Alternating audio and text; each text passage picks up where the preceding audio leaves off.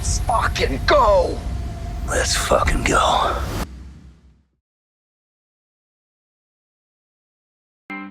What's this? The James Brand. Who's this? I'm a big fan. I'm here to tell you, your friends, they clowned you. They told you walk away, they told you this brand is just a marketing play. Follow your instincts, follow your gut. Because if you don't, you'll miss out on a lot. A new chapter for the James Brand, a retelling of a classic tale. 10 years ago it hit the scene, and today it's more sleek and clean. What's this? It's the James Brand. Say what? Damn it, you heard me, man.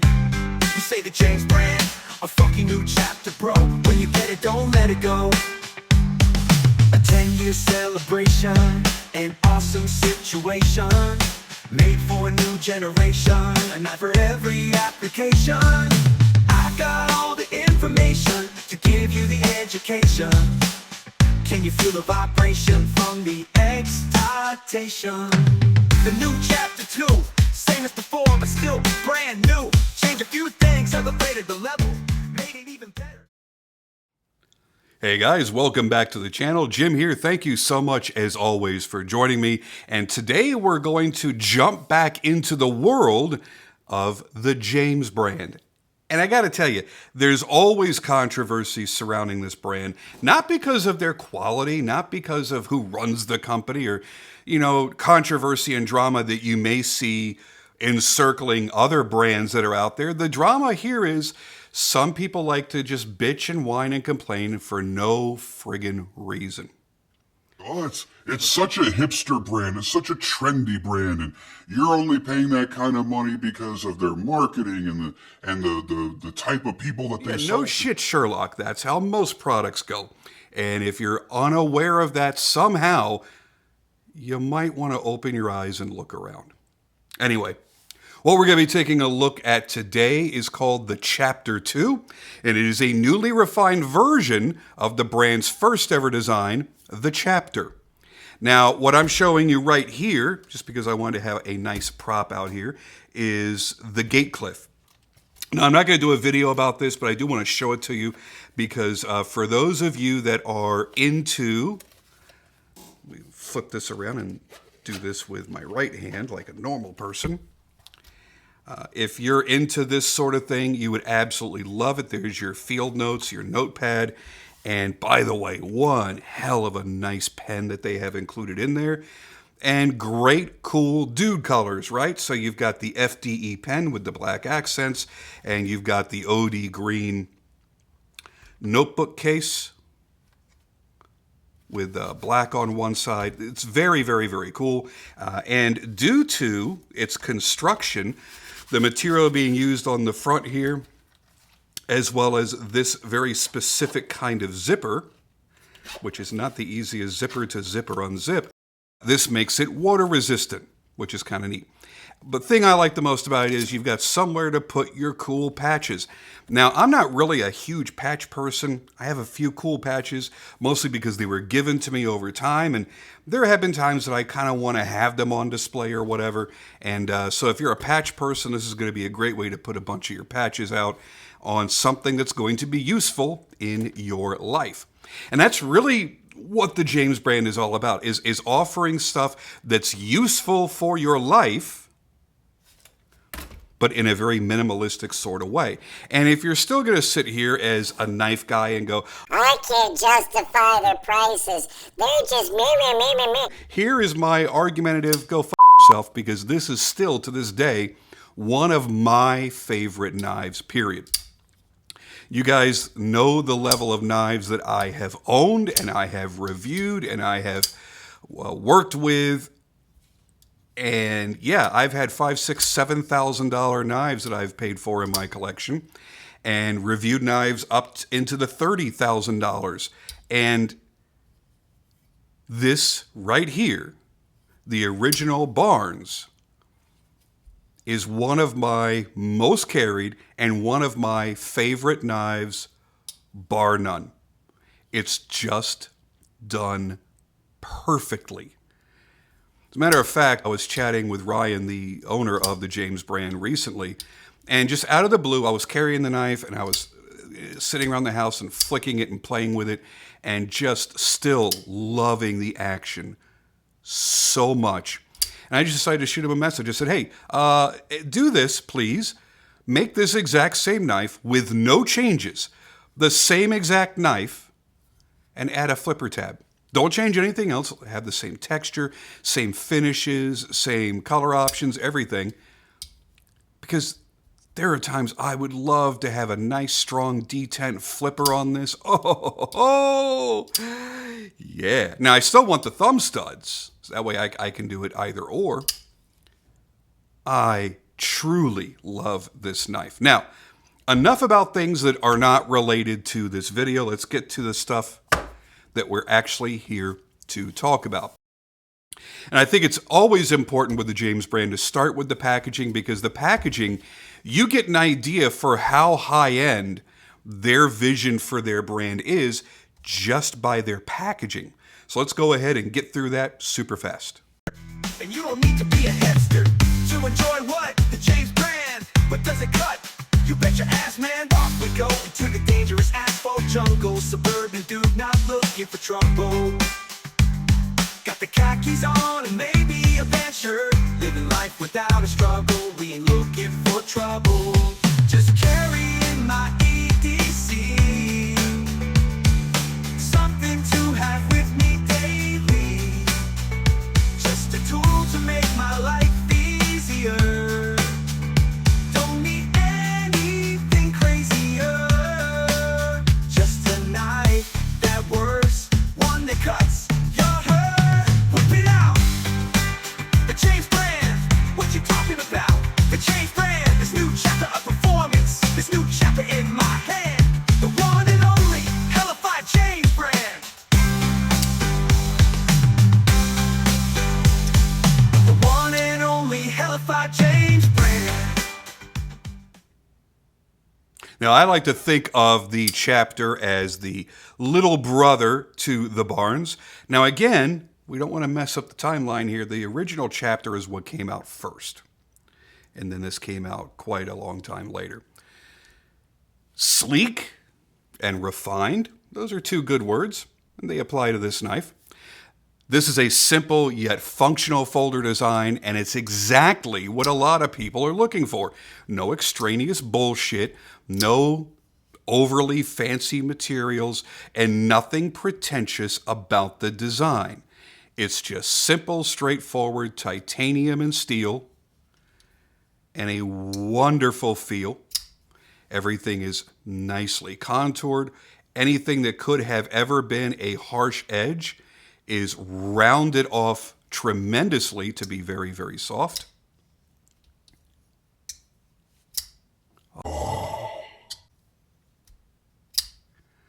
It's a simplistic, clean design that works as intended, a refined aesthetic overall. And unfortunately, the thing many people don't like is also a direct comparison.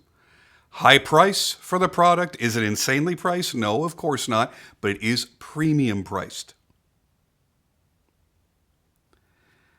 Yes, you could sit there and you could take the price of this knife and compare it to a zillion other knives and try to decide if the price is justified or not.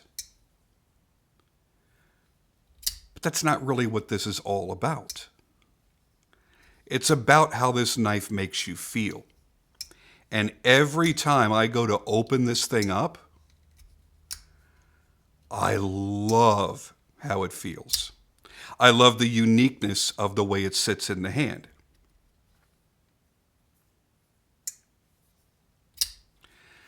But as we talk about price, yeah, don't forget you're buying a premium grade product for that premium price. They don't cut corners.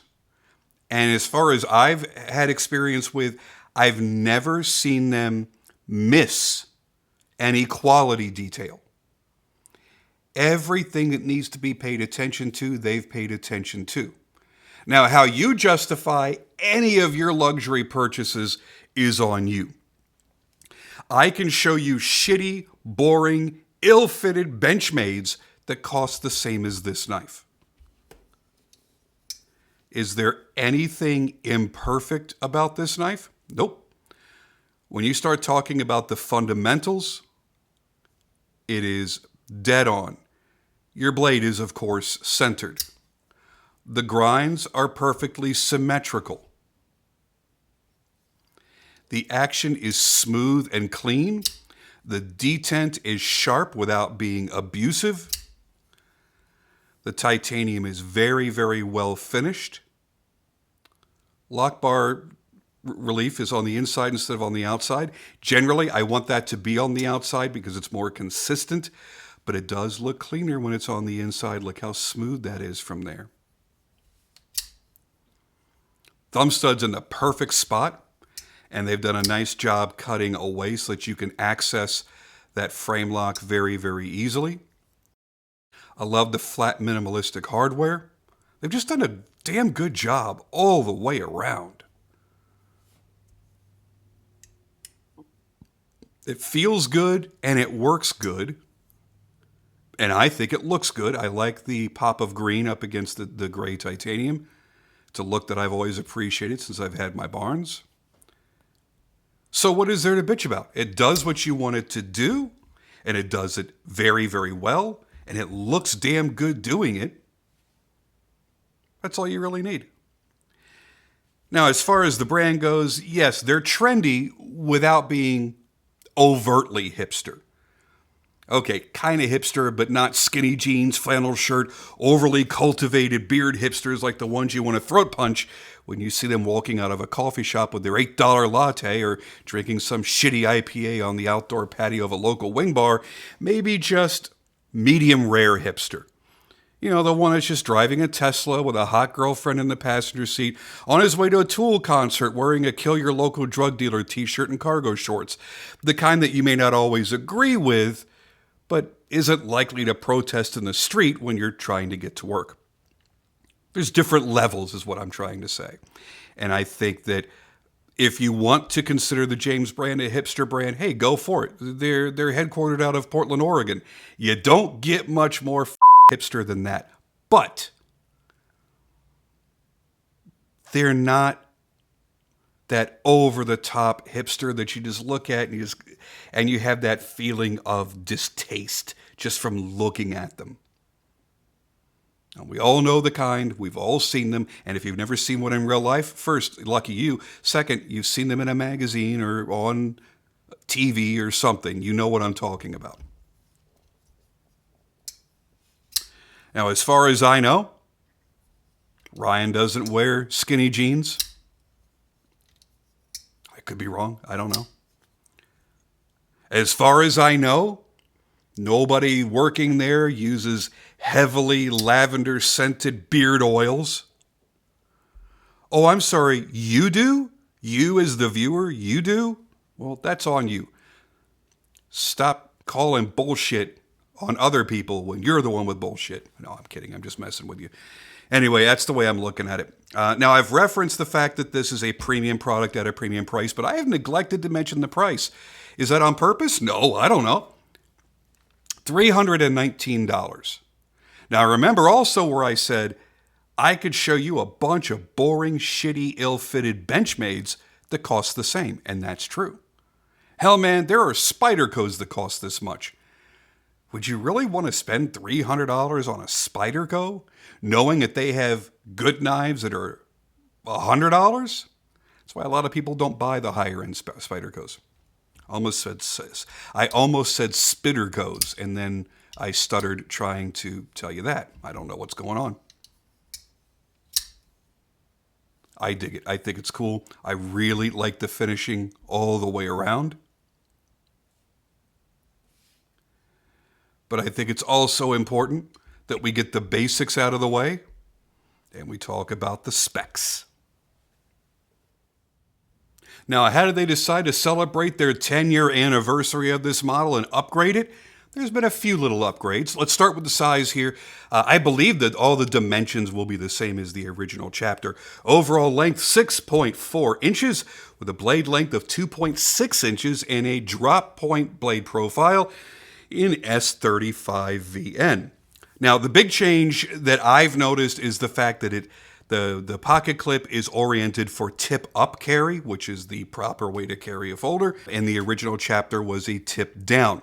You also got ceramic bearings in this bad boy as well, which couldn't have been in the original 10 years ago because, well, very few knives at all used bearings 10 years ago, and if they did, they were generally steel. Nobody had really thought of using ceramic yet back then.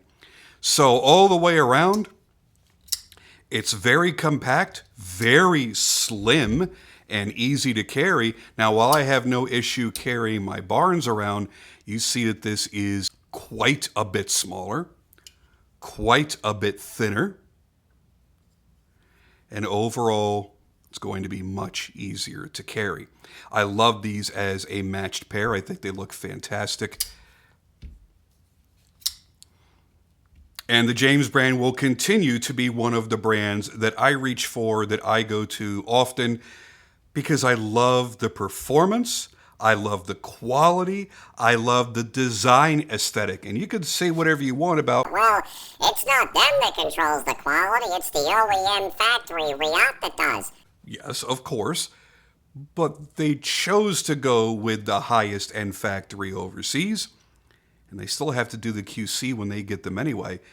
And they're made to their exacting standards. The design is coming from their expansive design team in Portland, Oregon.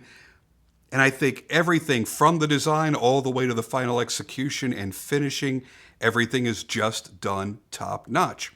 And if you wonder, well, how do they perform? And did they perform over time? I got this in February of 2023. Now, normally I don't remember exactly when I got a knife, but I had just undergone abdominal surgery when this arrived in my mailbox, and it was something that I had on my recovery bed, flicking and playing with as I was getting over that very painful surgery.